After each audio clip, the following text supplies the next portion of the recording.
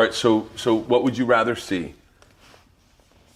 I'm going to say this game Your because I remember... lesbian roommates getting it on while you jizz on their face, or... Chargers-Dolphins. Chargers-Dolphins. You know the Kellen game? Winslow. Kellen Winslow. There's you know only the game. one Charger-Dolphin game. Okay. That was the game of the decade. Okay, hold on. Would you rather be live at that game, right? At that game. Great seats. Best friends. Age you are today, right? So you can appreciate how great that moment is. Or best band, like Led Zeppelin. Although, Metallica. Oh, was that game in the Orange Bowl? Metallica and Does that Guns game in the Orange Bowl? This is in the Orange Bowl. That's one of my big regrets. I never saw a game there. I saw one. It sucked, Bill. I know. I hate the new stadiums. I fucking hate them. I fucking hate them, although I hate the I fucking love that the Coliseum. Rams play in the LA Coliseum. Oh, it sucks so bad. I was there last night. It sucks awesome. so bad. You fucking pussies. What's it, because they don't have a sushi bar up there? No, they got a sushi bar, Bill. They got a sushi bar, and Oh, that's they why do? it sucks. Who's eating sushi at the Coliseum? No, so what would you rather see? Metallica, Guns N' Roses, or in the Palladium or wherever the fuck they played in the 80s? Or late 80s, or that Chargers Dolphins game? Wow. All right, I'll tell you who I would like to have seen. Bon Scott, AC/DC, Highway to Hell tour. Okay. Or that game is a tough one. I've been to so many games though. Sitting in the corner hook- end zone when they're carrying lateral. Kellen Winslow off, and you reach down and he high fives you.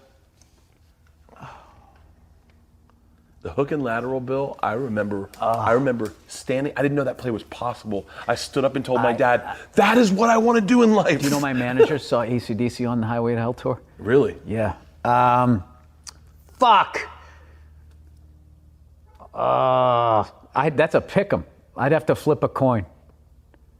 Because the two things that are fucking magical to me, music and old games when those guys were gods. Oh. And also what was great about sports then is if you watched sports, you watched them because you loved sports. Where, like, there was no Super Bowl parties when I was growing up. Mm-mm. Like, people who were into sports watched the Super Bowl. The fucking Super Bowl used to come on at like 3 p.m. Dude, I would wake up. And the halftime show was like the local band. Steelers Rams. They played. I think it was Super Bowl 14. They played highlights from Super Rose Bowl Bowl. 1, 2, 3, 4, all day long. I sat. Oh, that's all you did. I sat in the front with a football with my fucking little short shorts that said Tampa Bay Bucks and a half shirt, and I sat with a football just throwing in the air and catching it, all fucking day. All day. I watched all those, and I had all the football cards, and I would just like flashcards, like what I should have been doing with math. I knew Louis Kelcher's fucking foot size, 16 quadruple E. I knew the fucking size, like every offensive lineman, every defensive lineman. I knew the colleges they went to. And my dad used to say, "Jesus Christ, you can fucking announce the fucking game." Like, I used to get like fucking all these compliments, so I would just keep doing that. And then he'd be like, "Christ, Bill, hit the fucking books." It's like, I don't get the same sort of love.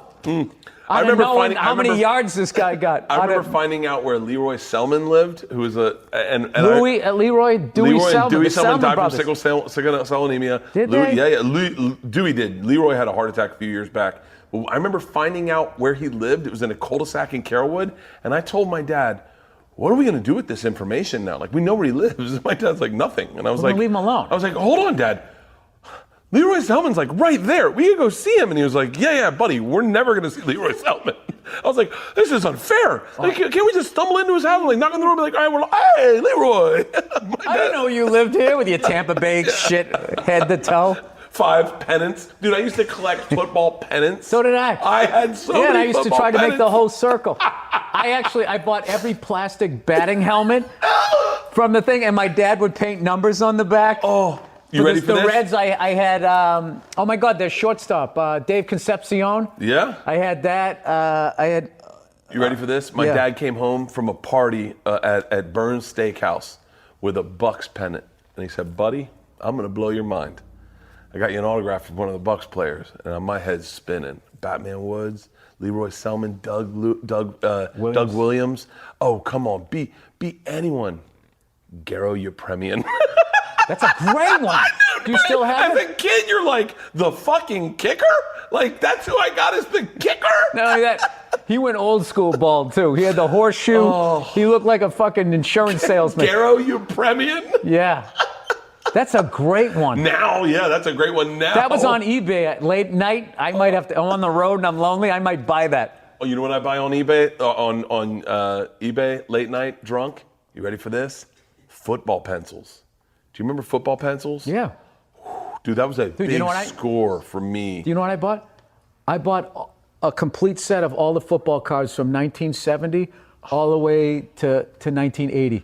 Bart Starr? I bought all of them. I would buy like not one chunk. I just kept buying, and I didn't buy the mint condition ones that were like thousands of dollars. There'd be guys that had like fucked up cards for like $150. It's like I don't give a fuck that the corner is torn. I just want to look at them and read them. But it's like time traveling. You grab it and you go back to first grade where you're like, I remember walking through Sears with my mom, and my mom hold my hand going, all we were there for is football pencils. Just walking up to the girl, do you guys have football pencils? And she'd be like, I don't know, maybe. And in my head, I was like, Mom, if she doesn't know that she has them, they don't have them. Next door, let's go.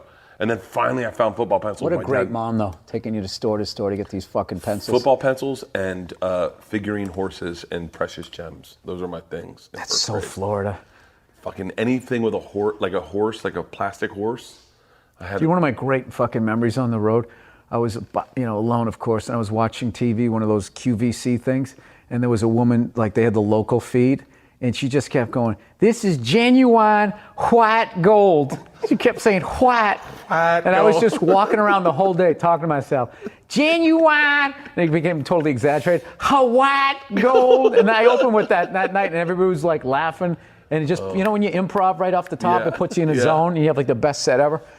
Dane Cook, Sports Chalet. Yeah. I like to take everything to the limit. Like, you had seen that commercial one day? Dude, I wanted to go down and do a guest host on QVC, because those hosts have legit chops. To be able to speak for 4 hours nonstop about nothing, that is, like, I wanted to try it once, see if I could do it, and be brand friendly, you know? Who's that guy? They fucked up because they made him national.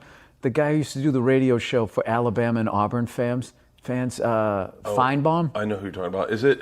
Yeah, I think so. Yeah. Oh my God! If you listen, you got to go on the internet. You want to go down a rabbit hole. Listen to the people calling in. How much they give a fuck about that game? Because they always talk about Ohio State, Michigan, which is insane. Which puts Yankees, Red Sox, anything at a pro level, to shame. And I watched this whole fucking thing. It was this whole thing. No. I remember where I saw it. What got me to go down there was they did a 30 for 30 on that guy who drove down and poisoned the fucking trees.